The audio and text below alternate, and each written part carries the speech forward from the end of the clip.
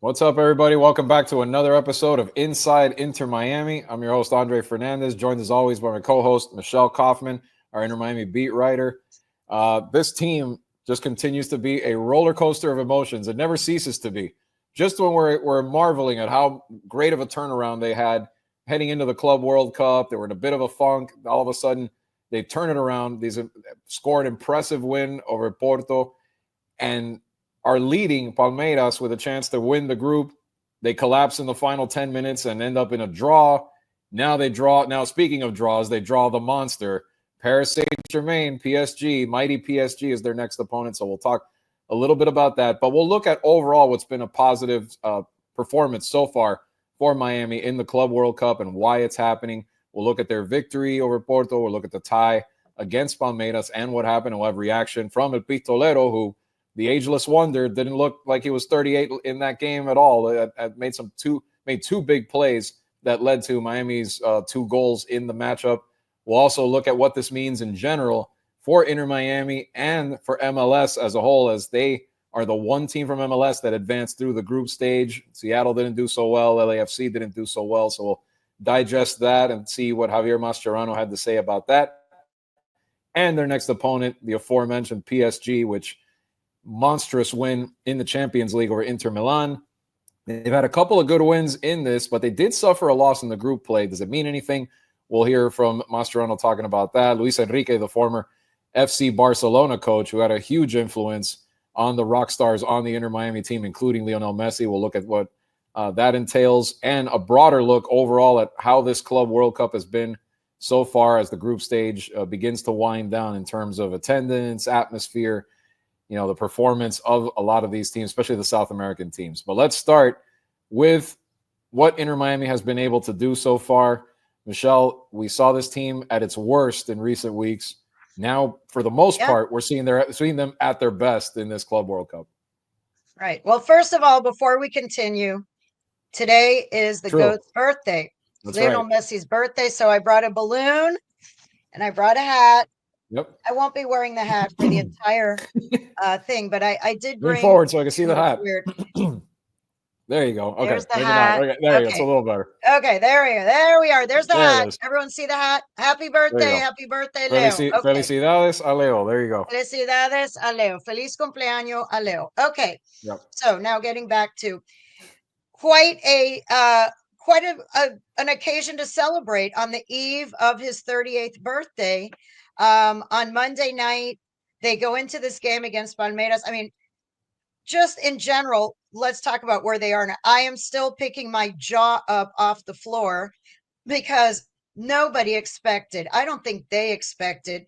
No one expected going into this tournament that this team, as you mentioned, that was in a major funk. They were getting crushed by Vancouver, crushed by Minnesota. They everything was going wrong. If you recall, 1 month ago, a lot of critics were saying that Mascherano should be fired. Okay. I don't know where those people are now. Raise your hand if you were one of those people. Be honest. I was not. Anyway, you have to let things play out, which is what I said at the time. Anyway, but a month ago, things were looking bad. Coach Mascherano was, a little bit on the hot seat, according to some people. The team couldn't win in MLS. And all of a sudden now, Club World Cup, among some of the, top teams in their domestic leagues around the world, they end up with 2 ties and a victory against a European team. Nobody would have expected that they're going to have 2 ties and a win in the group stage and be going on to the round of 16. Not only that, as you mentioned, through 80 minutes against Palmeiras, they were in first place in the group. When you were looking at the live standings, I couldn't even believe my eyes. Miami, Palmeiras, Porto, Al-Ali, and, it was hard to believe that this team has had such an amazing turnaround. So the first thing was the Porto game in Atlanta. I was there. It started off badly. Porto ends up with a kind of controversial PK. Some people thought it wasn't worth a PK, but he ends up getting a PK very early in the game. And you're thinking, this may be ugly. This is not good. They're get behind early. But then they come back and And, Maxi Falcone made an incredible clearance at the line. I don't know if you remember, but they could have gone down 2-0. Then just after halftime, Telasco Segovia comes out and scores and equalizes. And then Leo Messi, the birthday boy today, Leo Messi goes and scores on a beautiful free kick, the kind of Signature. free kick, a Yep. signature free kick, unbelievable to win the game and to put them in contention to advance to the round of 16 became a reality with that game, right? I mean, it was Yeah. unbelievable for this team It, to beat a European team that had won 30 Portuguese championships. Yes, they were a little down this year. They finished third, but still, we're talking yeah. about a team from Portugal that's a power in that And, country. and and not just that. I mean, historic win. First time that a European team was taken down in one of these official competitions by someone from MLS or CONCACAF. And I know people will say this isn't your typical MLS team when you have Messi and when you have Suarez. But hey, But it is it an is what it MLS is. team. It is an MLS This team. is the league they play in. This is the Right. league they play in. And, we're going to go on to the Palmeiras game. But after that game, Mascherano and Luis Suarez both said, MLS people should be proud. MLS fans should be proud Right. of Inter Miami because we have shown with our performance that an MLS team can do compete. They did not look out of place at all. They absolutely look like they belong. And I know if we were to go back right now, even some of the people watching this show or listening, a lot of people thought going into this tournament that Miami was going to do, a papelazo, that Miami was going to be like embarrassed, that maybe they won't even get any result, that maybe they're going to lose by multiple goals and it's going to be embarrassing for MLS. And look what they've done. Yeah. Look what they've done. It's unbelievable. And Michelle, how they've done it too, because we talked about how bad they're and granted, there have been still few moments like the ones we saw before. But in general, in this tournament so far, the defense has improved. I think overall. I think that you've seen flashes of kind of a little bit of those counterattacks, and Ustari's had to be unbelievable for the majority Ustadi's of the been tournament. unbelievable. He's But been I think unbelievable, the but the defense defense is better though. also the defense is better. I think some of the other guys are also defending a little more, including Right. Messi, Suarez. I mean, I think everybody is buying in. And I don't know, this tournament just maybe the fact that it's a global tournament with so many big stars and big teams that the stars on this team wanted to show that they can still hang with those guys. You know what I mean? Like, Yeah. I think The pride thing. somewhere, now I'm playing psychologist here, but those guys chose to leave Europe, those top leagues, and to come play in MLS. And, I'm sure there's that image of, well, they went there, to retire. It's a retirement league, whatever. I think they came in highly motivated. You saw, we talked about it, that Leo Messi raced back from Argentina, showed up. He took an overnight flight to come back to train for that first game against Al Ahly. It was clear that he was taking this tournament very seriously. Yeah. And when as Messi goes, the team goes. If he's taking it seriously, the other guys feed on that. And also with Suarez, with Busquets, with Alba, those guys, I think that they really were taking this tournament seriously because they know the quality firsthand that these teams are, and they did not want their team to be embarrassed. They did not want to be embarrassed. They wanted to show that they could compete. And then the Palmeiras game. I mean, again, they come into this game. Palmeiras is 2 or 3 time Copa Libertadores winners the last few years. A very strong Brazilian team that on paper was favored over Miami. And, everyone thought, well, okay, they already got their win. They got their tie. Now it's going to be time probably for a loss. And they didn't. They have not lost in this tournament. I mean, it was, they stepped up. Allende scoring right away at the beginning. That was a shock. The Palmeiras coach said, we did not expect that. And Michelle, you know that because you were there live and in person. That was a majorly 9-1 in favor of Palmeiras crowd in terms of, I mean. Well, it was not 9-1. It was not 9-1. That's what the announcers said, but every time they showed what it showed people on TV. I know, because I will tell you this. Maybe I'm asking more than saying, but it was leaning their way on TV. On TV, it looked that way, and because my husband said the same thing, and I had to correct him this morning. Okay. No, it was not 9-1. It's just the Palmeiras fans, they had flags, they had banners, they were singing. If you're Okay. a camera person, that is what you're Yeah, shooting. you're The right. people in the pink shirts, the vast majority of the people in the pink shirts, not La Familia, who were there with their drums and their Right. pink smoke, they Right. were there, their small group. But in a stadium of 60,000, by the way, Hard Rock Stadium showing out big time. This has been like the best venue in the whole tournament. They're averaging 61,000 fans per game. They've had 5 games here now. All 5 games have been averaging 61,000 fans. So It's good. big show out of fans. Now, the Palmeiras fans, no question, there were tens of thousands of Palmeiras fans. There was a lot of green, but there was also a lot of pink that I think the camera wasn't showing because the pink people were Got basically just sitting drowned there, out. or Yeah. they were drowned out. They don't have the chants and the songs and all the flags in unison like I saw. Not like at a home game. Palmeiras, Right. that was for, it was for Palmeiras. And just like with Boca Juniors, unbelievable. For anyone who has not seen clips of the Boca Juniors fans, or you've never seen their fans, you must just go on YouTube, go on Google and look it up. But the Boca Juniors fans, the song is still ringing in my head, several days later. The Palmeiras fans also, they sing and they sing and they sing and they have flags and they're all doing everything in unison. That is what the fans here still lack. There were a lot of people in pink number 10 shirts in that stadium. I would say it was maybe even half and half. It was maybe half and half, maybe 2/3, 1/3, but I would even say maybe half and half.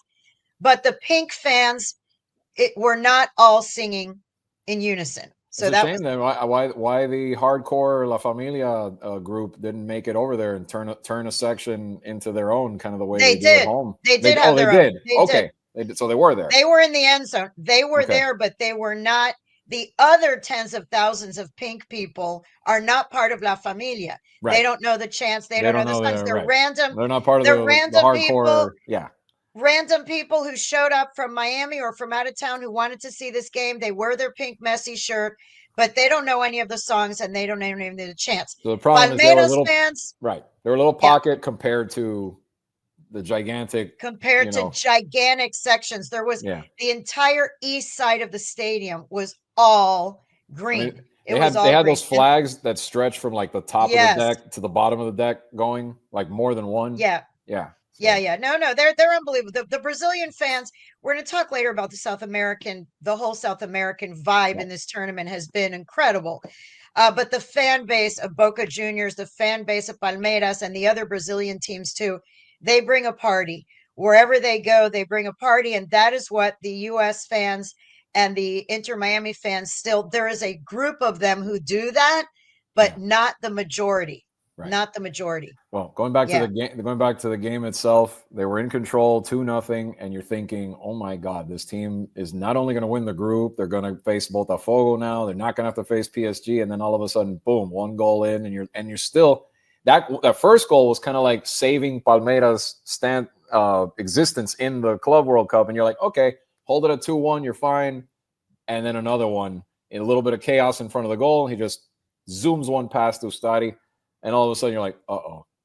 And then you're like, don't. At that point, it really didn't matter if it was a draw or a loss. It was kind of set in stone. The shame was, but the shame. The shame. I was going to say real quick. The shame was, Fafa had this great chance to make it 3-1, and it sort of bounced a little too hard off his foot to the Palmeiras goalie. And right when that happened, I was like, oh God, I hope that doesn't bite them. Yeah. I mean, it's I think, for them to come out with a tie is good. It's respectable. It would have been really depressing for them if they go from up 2-0 in the 80th minute to losing the game and backing into the round of 16 with a loss on goal differential with Al Ali, whatever. That would have not been satisfactory. Yeah. They were a little bit bummed. They're a little more than a little bit bummed. They felt that they could have won that game. They were in position, but they were at least satisfied. They were Messi satisfied that. Messi looked a little bummed. Like I saw in the second goal, they showed Messi, and he kind of like Like he almost did like even a head shake and everything. Messi looked like he was a little like, Yeah, well, I oh, don't think how did we give this away? I don't think Messi is too thrilled about the idea of having to play PSG. It's a very personal game. There's going to be a lot of attention on him, his history with them. He did not leave there on great terms. Their fans booed him.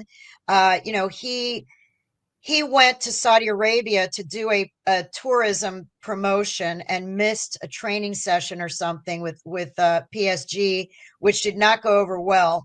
And when he came back like a day later, and there was, you know, a lot of talk about it and buzz in the media and everything about his commitment to the club. And then, you know, Argentina beat France in the World Cup. That was not very popular with French fans either. So, you know, and then he came out and said, Messi has said publicly that he and his family were not as happy in Paris as they are here, and they were in Barcelona. So, you know, I think there's some, yeah. So I think Messi for sure A would little have bit of that. preferred to play Botafogo for many reasons. One, even though Botafogo beat PSG, Yeah, you they know, did. Yes, they did. let's not forget that. Okay. So they're not invincible, The but monster has a I little. think The monster has a little bruise. It's not completely unscathed going into this thing. he has a bruise, but I think Messi definitely, you know, the whole team would have rather win the group, which Yeah. is a feat in and of itself to win a group in a tournament like this, and then to play Botafogo instead of going to play PSG in Atlanta. That's going to be a really, really tough one. But yeah, the game itself, just to wrap that up, Luis Suarez really stepped up. Man of the match with an assist on Allende's goal. Allende would not have scored that goal without Messi bringing that, Suarez bringing that ball down and sending it to him. And then Suarez with a beautiful, gets around a defender, puts it on his left foot, and just launches it, a rocket of a shot. He was definitely man of the match. Yeah. And, you know, to see him do that after the criticism that he has faced this year. In fact, before this very game, Mascherano was asked by a reporter, you know, I just need to ask you about Luis Suarez. You know, he's played 2 games, 90 minutes. Do you think maybe he's reached his limit? What is his limit? Or are you in danger of playing him too much? Because, you know, whatever. And look what he does. Yeah. Look what he does. Let's hear from man of the match. Let's hear from a pistolero right now. Bueno, siempre lo digo, el jugador de fútbol tiene que estar preparado para convivir con la crítica del día a día, convivir con los elogios también hay que convivir porque no es fácil, siempre hay que mantener la línea del ADN competitivo ese que lleva a uno, que lo llevó a tener una larga carrera, después intentar de que los compañeros se contagien. No solamente en mi caso, hay otros casos como lo son de Leo, Gus y Jordi, Oscar, que somos los más grandes. Con la edad que tenemos esa jerarquía para seguir compitiendo a alto nivel todavía. Como lo dije, hay veces que físicamente puede ser un poco más complicado, pero hay veces que la cabeza, la inteligencia de la trayectoria que tenemos va más rápido que algunos, así que eso lo tenemos que tratar de implementar dentro de la cancha. Yeah, he was basically saying there that you know, when you're an athlete at this level, you have to deal with criticism. That's, you know, that's part of the job, dealing with the day-to-day criticism. And basically you just keep going. You have to maintain, you know, you just have to stay on the course with your competitive spirit. And he talked about the competitiveness of players like him and Messi and Suarez and Busquets and Alba and Oscar Ustadi. He said, those of us who are the veteran players, we want that competitiveness to be contagious with our teammates, you know. And he said that physically, sometimes at the age they're at, it's difficult physically. But he said, in our minds, in our brains, with our experience that we have of so many years, we sometimes can think quicker than some of the other people. And so they want to use that, you know, to their advantage going forward. So, yeah, I mean, you know, you look at him and he looks like he's falling apart sometimes, but Mascherano always says about Luis Suarez, it's more than just scoring goals. I know that that's what everyone talks about. He's scoring goals or he's not scoring goals. But he said as a coach, he measures him in much more than how many goals he has. It's on the influence that he has on his teammates. And according to Javier Mascherano, Luis Suarez has a big impact on his teammates. He motivates them. He also directs them on the field about where to defend in the final third. He says that he does a lot more than people may realize, even when he's not scoring. Yeah. So, we know how big Messi and Suarez are, even at this stage in their career, to this franchise, to their team. But it's good to see some of the younger players too. Like you look at Segovia, and that's a guy that it's good that he's under contract, because that's a guy that he's an example of the young talent they need to have in the future once Suarez and Messi are gone. It's a shame that Allende is only there on loan, because my God, if you could get him in for the long run somehow, some way, that'd be tremendous. Maybe they could. Maybe at the end of the loan they can buy him. Maybe they buy him at the end of the loan. He's been tremendous. And then you've got the young. Yeah, and then you've got the young guys we always talk about: Noah Allen, Benha. Ian Frey is injured now. That was the only negative that came from that Porto game, is that he did get injured, and he has an adductor injury, which, as we know from Drake Callender, that one can be nagging. They have not even suggested a return date yet. We don't know. Right. But yeah, this team has some young players that are promising, and then you've got the veteran players who are teaching them, who have taken them under their wing, and they are mentoring them, so that when they're gone in a couple of years, these are the guys, presumably, they may bring in other stars too, but they'll be able to build, they'll be able to build for the future. For sure. And, I think that this performance so far in this tournament is really monumental for the club. Last year, and first of all, remember the whole debate of should they even be in it, because FIFA handpicked, let's face it, Gianni Infantino wanted Messi and Inter Miami in this tournament, and they gave them the MLS, they gave them the home country spot when some people thought they shouldn't get it. They lost in the first round of the playoffs. However, you look at them now, they are the only MLS team that's advanced of the three. They've looked good in doing it. Okay, they didn't just back in. They have 2 draws and a win. They have not lost. And last year, they were on top of the table the entire season. They were the best team in MLS by record in history. No team in MLS had that many points in a season. So notwithstanding the Atlanta series, which did not go well, Inter Miami was a very, very strong MLS team last season. And they had this dip this year where they looked bad, but now you see what they can do. And again, I was watching them and I'm thinking, they belong. These pink guys running around on the field with these other teams, they do not look out of place. Yeah. They do not look out of place. They look like they belong. And I'm not just talking about Messi and Suarez and Busquets. I'm talking about the younger players too. The passes they're making, what they're doing. The defenders are stepping up a little bit more on counterattacks and things. There's still some spots, and they're going to be exposed by PSG. Let's not fool ourselves. PSG is going to be another level, but they have really shown well for their club and for MLS. Let's see what Javier Mascherano had to say about the impact of this performance so far. I don't know. I don't have the words to explain what is the difference, because we were working during 6 months in the same way. Sometimes football are moments. Sometimes football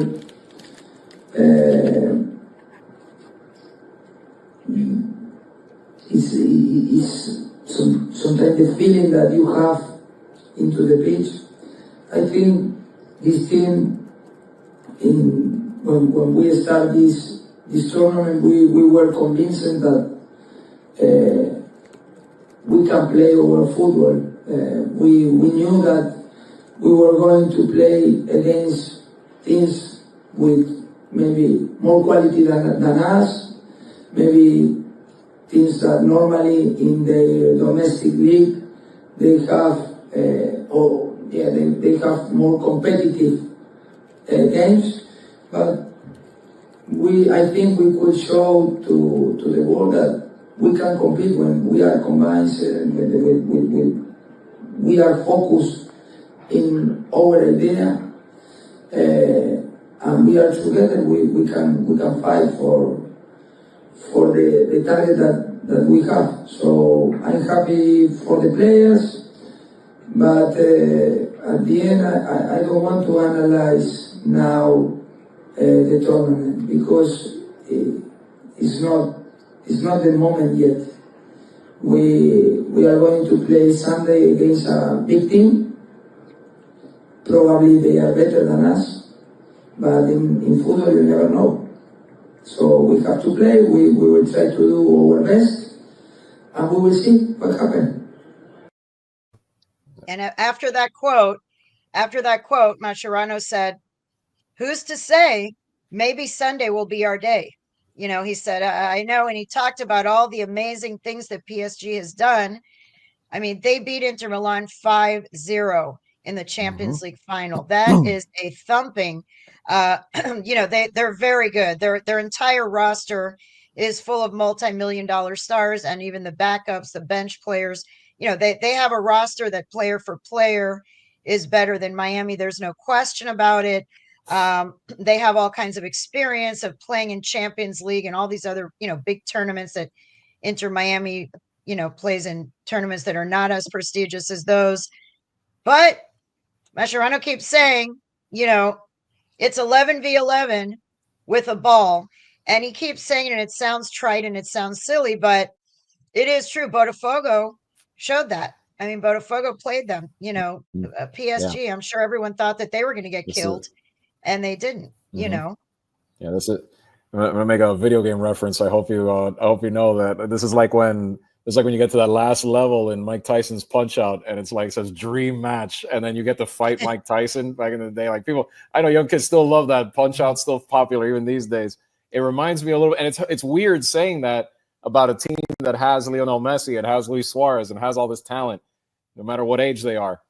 To say that we're building this other team up to give people an idea, people who aren't that plugged in maybe to the soccer world, we're building this PSG team up for a reason. They're super talented. They've proven it on the field. But like you said, like Mascherano said, you never know. On a given day, sometimes the ball bounces a certain way. You show up, everything clicks. Someone gets a red card. If someone gets a red card, someone gets a red, then you're 10v11. Right. You never know. I will say, though, that, you know, Luis Enrique, their coach, he could not be more familiar with Messi, Suarez, Busquets, Alba, and Mascherano. Yep. Mascherano said, I'm going to be writing about this later this week. I mean, this game presents some really intriguing storylines, which is, you know, this is Messi's former team. Like I just mentioned before, you know, it was not a wonderful relationship at all times. And, you know, the team has done much better since Messi left. And that has been noted, that when Messi, Neymar, and Mbappe were there, that was like considered the dream team. They spent all this money to bring in the dream team, and they didn't do what they're doing now without those big stars. So that's one angle. And then Luis Enrique was the Barcelona coach and was a mentor and taught these players so much. Luis Suarez talked about it, everything that he learned. He said he learned a lot about how to play off the ball. He said things he never knew, things he never thought about, Luis Enrique taught him. And then Javier Mascherano said, point blank, he said, I have to be honest, at this point in my coaching career, I don't even feel qualified basically to coach against him, that he considers him a mentor and a close friend. He said their families are even friends, and, you know, they have a very close relationship, and he admires him greatly, as do the other Barcelona players. And so now they're going to have to play against him as the coach, and he knows them. He knows all of their tendencies. He coached them. He knows what these guys can do. He knows whatever weaknesses they may have. And, you know, PSG is going to be prepared for this game. And it's basically, look, Miami has nothing to lose. It's kind of a David and Goliath, even though, like you said, it's hard to believe we're saying that because Leo Messi is Leo Messi, and he's a World Cup champion, and he's, you know, arguably the greatest player in the world. But collectively, if you put this starting 11 against that starting 11, you would think that Miami is definitely the underdog. If Miami was the underdog against Palmeiras and Porto, Miami is definitely the underdog under PSG. But like he said, and like we've seen, Look where they are. We never thought that they would even be in the round of 16. So you never know. If they somehow were to pull this off, this would be one of the biggest upsets, even though it's not in a World Cup or something, but it would be pretty monumental if an MLS team were to beat PSG. That would be big, big headlines. Yeah, it definitely would. And if they somehow did, let's just imagine for a second, and maybe not imagine, but let's just say for a second, if they did pull it off, next round, they'd get either, it looks like Flamengo will be here in that elimination game that's going to be at Hard Rock Stadium. Their opponent could be either Bayern Munich or Boca Juniors. So, this just keeps going. PSG is not, conceivably, if they do get past them, it's not the end of it. Then they'd get another team, and it just goes on and on. The path to the would-be path for this team is just from now on going to be just heavyweights. Whether they get past PSG, then it could be Boca Juniors, Bayern Munich, and so on.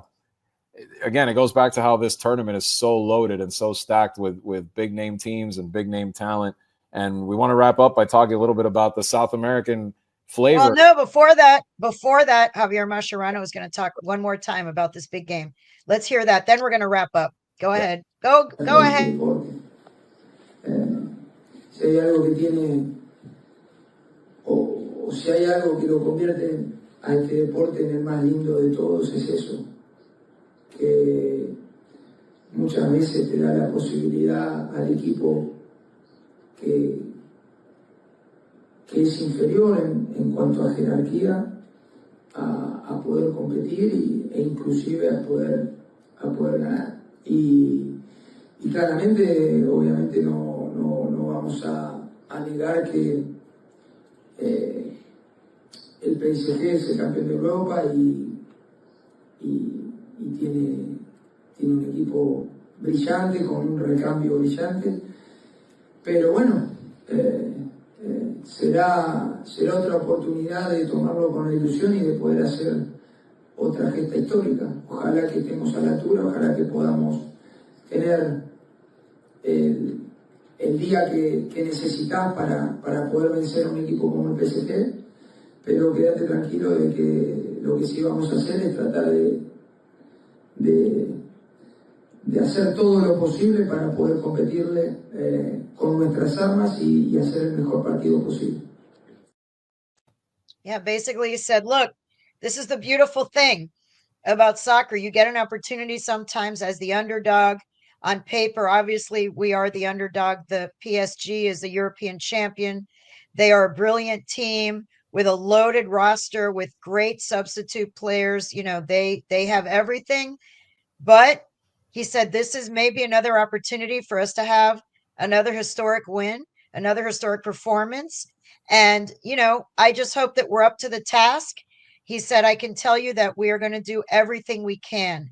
We're going to do everything we can to have a good performance, and you never know, and maybe have another historic performance. So it's going to be really interesting. I will be in Atlanta for that game.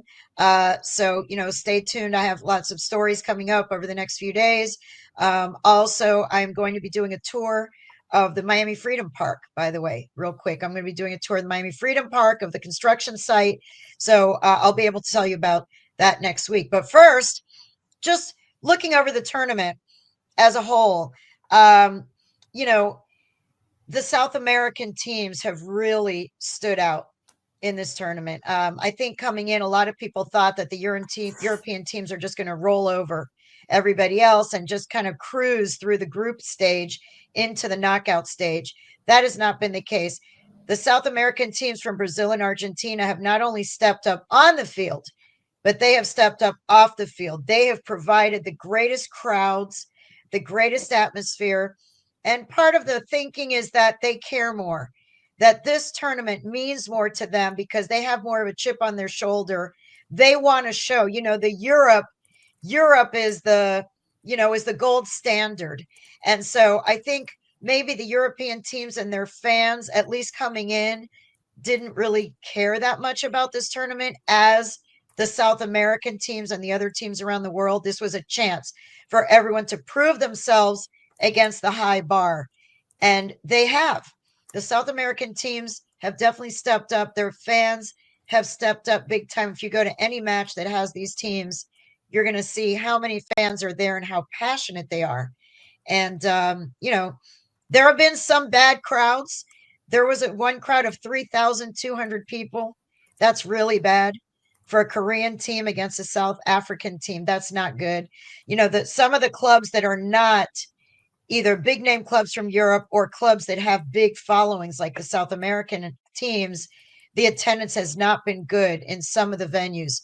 The Miami Hard Rock Stadium has been great. The Rose Bowl, New York, Philly have had good outings. And I asked Bayern Munich coach, Bayern Munich, they had a tough time beating Boca Juniors. That was an incredible game, and Bayern Munich was a favorite in that game. And they had to, believe me, they were very happy to come away with a win in that game. And I asked their coach, Vincent Kompany, the great Belgian legend, about the South American performances in this tournament. This is what he said. Michelle Kaufman from the Miami Herald. Congratulations. Can you talk about the performance of the South American teams in general? There's the preconceived notion is that the European teams were maybe going to roll over the rest of the world in this tournament. Can you talk about the other teams and even Inter Miami that has had a good showing so far? Thank you. Yeah, whoever's saying that the European teams will roll over is not in this room or is not at this tournament. Anybody, I think, who's here, who has the knowledge of this game, knows how tough it is to play against South American teams. And as well, nearly every game for the European teams is almost like an away game. The conditions are much closer to South American conditions than our conditions. And they have good players. I mean, the European leagues have been filled with South American players. So when you play some South American teams, they have to be at a high level. So I'm not surprised. I'm looking around. I don't think many of you are surprised. But for us, most importantly is to match the hunger to win these games, to match the hunger to win this tournament, and so. I can accept that the quality of the South American teams is phenomenal, but I would not accept that anybody wants to win more than us, at least my team. So I want to try and have this, and then I accept that football is sometimes it's inside the post, sometimes it's outside the post, but I don't want to have anything said about the hunger of our team. We go full, and Inter Miami, it's. They have a few, but one special player there, and I think, he's my age, I think, so I don't know how he still does it, and we are all still watching these games because I think we have to cherish every moment that Messi is on the pitch, and at the same time, I think. The MLS is measuring themselves as well in a tournament of international level, which is good as well for football. Thank you. It's funny. Yeah, until you mentioned it, I was going to say Vincent Kompany now is same age as Messi, and it's amazing how time flies. Like I remember when he was playing for Belgium, and now look at him, he's a coach now. Yeah, he's a coach of Bayern Munich, and really just a really bright guy, really interesting to talk to him. All of his answers were so thoughtful, and he said, well, you heard what he said. I mean, first of all, he was not surprised by the success of the South American teams. He said, first of all, a lot of the top players in Europe are from South America. And then also he mentioned, which is a good point too, that the weather conditions, the conditions of the crowds and everything is much more similar here to South America than it is what they experience in Germany and in Spain and in England. And then as far as Inter Miami, he, again, like everybody else who knows the game so well, is deferential to Leo Messi and said, I still watch all of his games because we have to cherish every moment that he's still playing. And I bring up birthday boy again.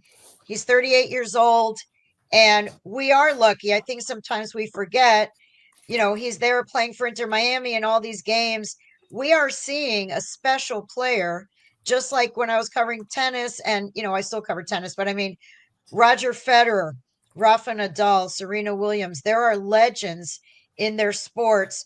And you realize when you're seeing them, but especially when they leave, how special they were, how different they were. They're at a different level. And Leo Messi is that, he really is. And even somebody like Vincent Kompany, who was someone who's his same age, and he even says, I watch all his games because I think we need to cherish every minute that Messi is on the pitch. Yeah. So Sunday's going to be interesting. We're going to get to see Messi on the pitch for the first time at 38 years old against his former team, PSG, against his former coach from Barcelona, and in a game that could just be massive for this club. Although, it's hard to imagine that they would beat PSG, but again, Javier Mascherano says, who knows? Maybe this is going to be our day.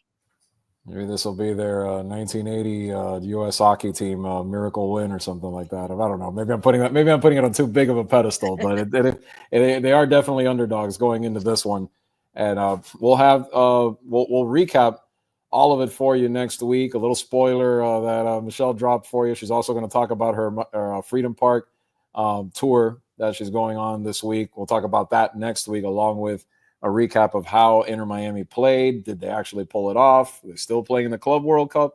Or is it time to refresh and regenerate and focus back into the MLS season once it draws a little closer? But until then, we thank you as always for watching Inside Inter Miami. Remember, you can catch us on YouTube, MiamiHerald.com.